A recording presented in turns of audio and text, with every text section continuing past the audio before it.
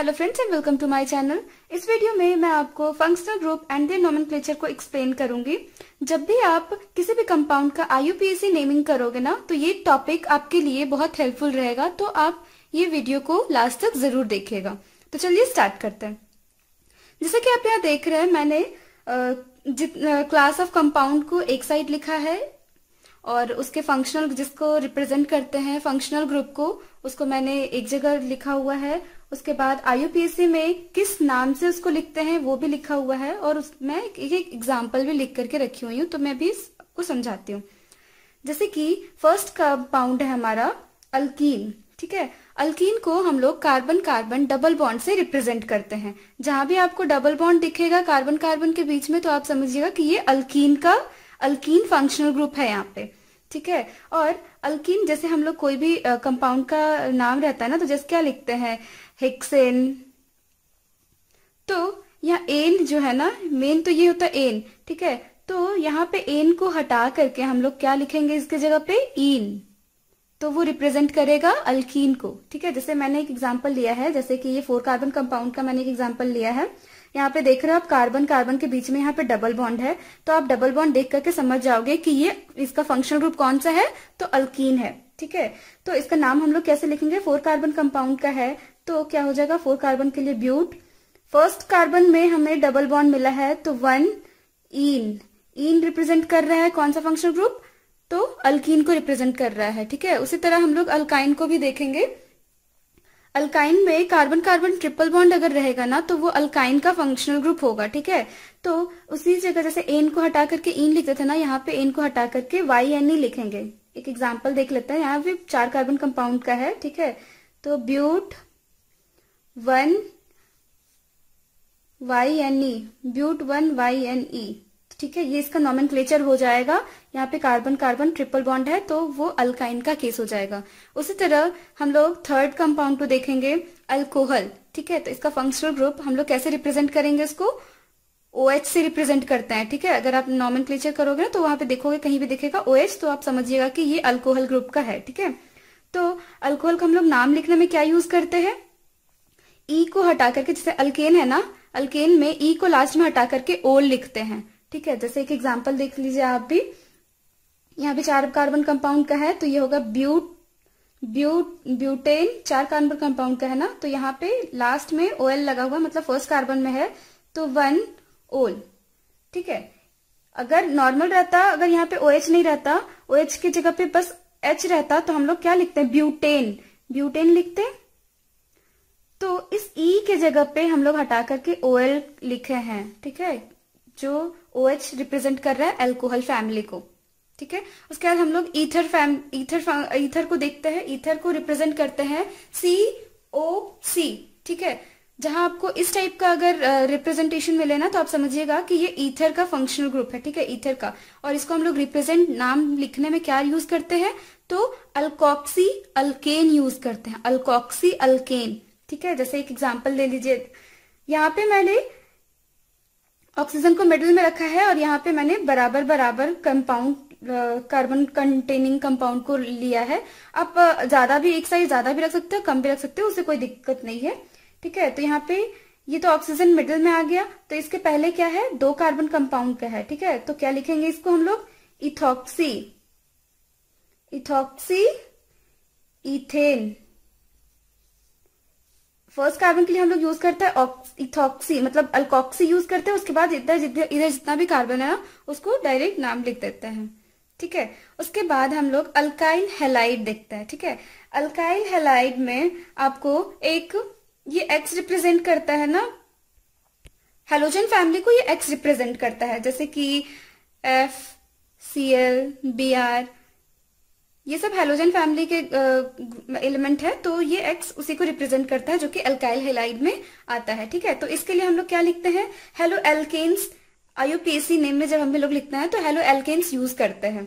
ठीक है, तो एक एग्जांपल देख लीजिए आप भी, जैसे कि यहाँ पे मैंने 4 कार्बन कंपाउंड का लिया है, और फर्स्ट कार्बन में यहाँ पे हम लोग को दिख रहा है ब्रोमो, तो क्या लिखेंगे हम लोग, 1 ब्रोमो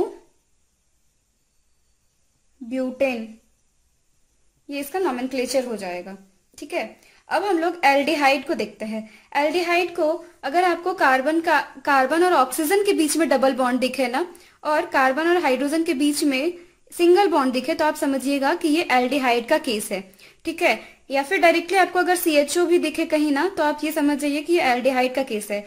तो एल्डिहाइड को अगर हम लोग IUPAC नाम लिखते हैं ना, तो क्या यूज करते हैं, ई के जगह पे, जैसे अल्केन है ना, अल्केन के ई के लास्ट में जो ई है उसके जगह पे हम लोग अल यूज करते हैं। जैसे इसमें अगर एल्डिहाइड ग्रुप को बनाना हो तो क्या लिखेंगे, हेक्सेनल, ठीक है। एक एग्जांपल आप भी यहाँ देख लीजिए, यहाँ पे मैंने फिर से 4 कार्बन कंपाउंड का लिया हुआ है। तो 4 कार्बन कंपाउंड के लिए क्या लिखते हैं, ब्यूटेन, ई लास्ट में ई को रिप्रेजेंट करके क्या लिखना है, AL, ब्यूटेनल, हो गया। नेक्स्ट कंपाउंड को भी अब हम लोग उसी तरह देखेंगे। तो नेक्स्ट कंपाउंड हमारा क्या है, कीटोन, ठीक है। कार्बन और ऑक्सीजन के बीच में अगर डबल बॉन्ड दिखे ना, तो आप समझिए कि ये कीटोन ग्रुप का है, ठीक है। अगर यहाँ पे अगर हाइड्रोजन आ जाएगा तो ये फिर क्या हो जाएगा, एल्डिहाइड हो जाएगा। लेकिन बस यहाँ पे कार्बन और ऑक्सीजन के बीच में है, तो ये कीटोन ग्रुप का है। और लास्ट में ई को हटा करके हम लोग क्या लिखते हैं, ओन, ठीक है। तो अब इसका हम लोग एग्जाम्पल लिखेंगे। ये भी 4 कार्बन कंपाउंड का है, तो ये इसका हम लोग नाम क्या लिखेंगे, ब्यूटेन 2। सेकेंड कार्बन पे हम लोग को ये फंक्शनल ग्रुप दिख रहा है कीटोन का, तो उसके बाद फिर हम लोग क्या लिखेंगे, ओन। उसके बाद कार्बोक्सिलिक एसिड उसी तरह देखेंगे। कार्बन और ऑक्सीजन के बीच में डबल बॉन्ड रहेगा और कार्बन में OH भी रहेगा, या फिर डायरेक्ट सिंपली COOH भी जहां अगर आपको दिखे ना, तो आप बोल सकते हो ये कार्बोक्सिलिक एसिड का केस है, ठीक है। तो लास्ट में हम लोग ई को हटा करके ओइक एसिड ऐड करते हैं। क्या ऐड करते हैं, ओइक एसिड, ठीक है। तो यहाँ 4 कार्बन कंपाउंड का है, जैसे यहाँ पे मैंने बताया ना COOH भी दिखेगा, तो आप समझ जाइए कि कार्बोक्सिलिक एसिड का। यहाँ पे हम लोग क्या पता चल रहा है कि ये कार्बोक्सिलिक एसिड का है, ठीक है। तो यहाँ पे हम लोग क्या लिखेंगे, ब्यूटानोइक एसिड, ठीक है। अब हम लोग एसिड एनहाइड्राइड में आते हैं। एसिड एनहाइड्राइड का केस अगर आप देखो ना, कार्बन, यहाँ पे कार्बन और ऑक्सीजन के बीच में डबल बॉन्ड, फिर कार्बन और ऑक्सीजन के बीच में सिंगल बॉन्ड, और कार्बन और फिर ऑक्सीजन के बीच में डबल बॉन्ड दिखे। इस तरह का अगर स्ट्रक्चर आपको जहां भी दिखे ना, तो आप ये समझिए कि ये एसिड एनहाइड्राइड का केस है, ठीक है। और हम लोग यहाँ पे लास्ट में ई को हटा करके लिखते हैं ओइक एनहाइड्राइड। यहाँ पे जैसे कार्बोक्सिलिक एसिड में ओइक एसिड लिखते थे, तो एसिड एनहाइड्राइड में हम लोग ओइक एनहाइड्राइड लिखते हैं, कंपाउंड का नाम जब हम लोग लिखते हैं ना IUPAC तक। एसिड एनहाइड्राइड का मैंने एक एग्जाम्पल लिख के रखा हुआ है, देखिए यहाँ पे 1 2 3 4 कार्बन कंपाउंड का है ये भी, ठीक है। तो इसका नाम हम लोग अगर लिखेंगे ना, तो लिखेंगे ब्यूटानोइक एनहाइड्राइड, ठीक है। उसी तरह एसिड हैलाइड को भी देखेंगे। एसिड हैलाइड के केस में भी ना, ये जो X है वो रिप्रेजेंट करता है हैलोजन फैमिली के ग्रुप को, जो फ्लोरीन, क्लोरीन, ब्रोमीन, ये सबको रिप्रेजेंट करता है, ठीक है। और ऑक्सीजन के बीच में जहां आपको डबल बॉन्ड दिखे, उसके साथ ही आपको अगर हैलोजन फैमिली मिलता है ना, तो आप ये समझिए एसिड हैलाइड का केस है, ठीक है। तो यहाँ पे ओइक एसिड को रिप्लेस करके हम लोग क्या लिखते हैं, ऑयल हैलाइड। एक एग्जाम्पल यहाँ पे देखिए, ये 4 कार्बन कंपाउंड का मैंने लिया हुआ है, तो ये क्या हो जाएगा, ब्यूटानॉइल, ऑयल हो गया, ये फर्स्ट में आ गया ब्यूटानॉइल, और ये क्लोराइड। क्यों, क्योंकि यहाँ पे क्लोरीन हम लोग को एज ए हैलाइड दिख रहा है, तो यहाँ पे क्या हो जाएगा, क्लोराइड, ठीक है। उसके बाद अमाइड ग्रुप में आते हैं। अगर जहां पे आपको NH2 दिखे, कार्बन के साथ NH2 और कार्बन के साथ ऑक्सीजन का डबल बॉन्ड, तो आप समझिए कि ये अमाइड ग्रुप का है, ठीक है। और इसका फंक्शनल ग्रुप ये होता है। तो इसमें हम लोग क्या लिखते हैं, ओइक एसिड को रिप्लेस करके अमाइड को लिखते हैं। जैसे कि आप एग्जाम्पल देखिए, यहाँ पे कार्बन और ऑक्सीजन के बीच में डबल बॉन्ड दिख गया, हाँ दिख गया, फिर कार्बन के साथ NH2 अटैच्ड है, तो ये कौन सा ग्रुप आ गया, अमाइड ग्रुप का। इसका फंक्शनल ग्रुप क्या हो गया, अमाइड ग्रुप का ये आ गया, ठीक है। तो इसका हम लोग नाम कैसे लिखेंगे,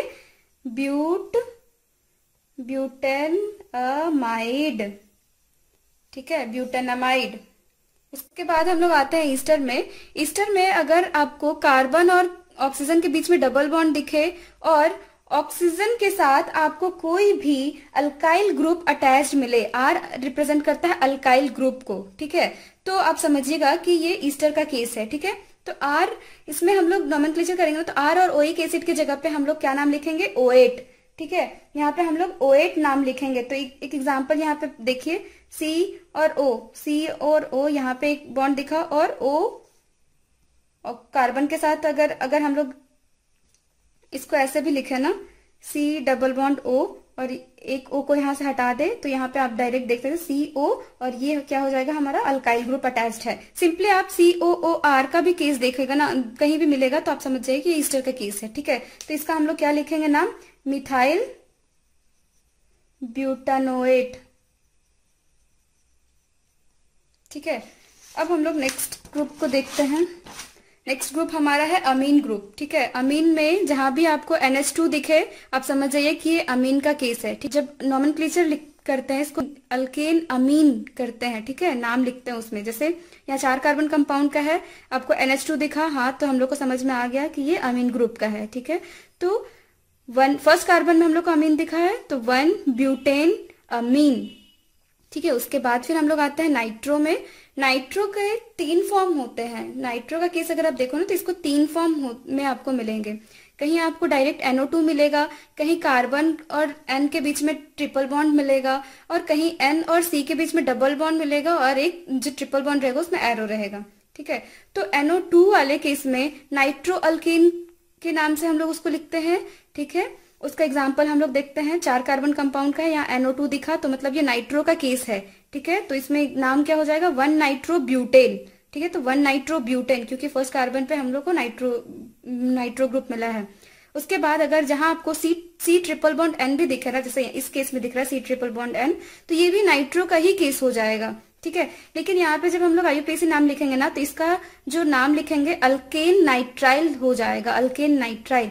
जैसे यहाँ पे 4 कार्बन कंपाउंड है तो ये क्या हो जाएगा, ब्यूटेन नाइट्राइल। ठीक है, उसी तरह इस केस में भी हम लोग को क्या मिलता है, कार्बाइल अमाइन यूज करता है, कार्बाइल अमीन। ठीक है, कार्बाइल अमीन। तो उस केस में अगर देखिए यहाँ पे दिखा तो आपको पता चल गया कि ये नाइट्रो का केस है। ठीक है, तो इसका अगर हम लोग नोमेनक्लेचर करेंगे तो क्या हो जाएगा, प्रोपेन कार्बाइल अमीन। ठीक है, तो आई होप आपको ये वीडियो अच्छा लगे। अगर अच्छा लगे तो प्लीज मेरे चैनल को लाइक, शेयर एंड सब्सक्राइब कर दीजिएगा।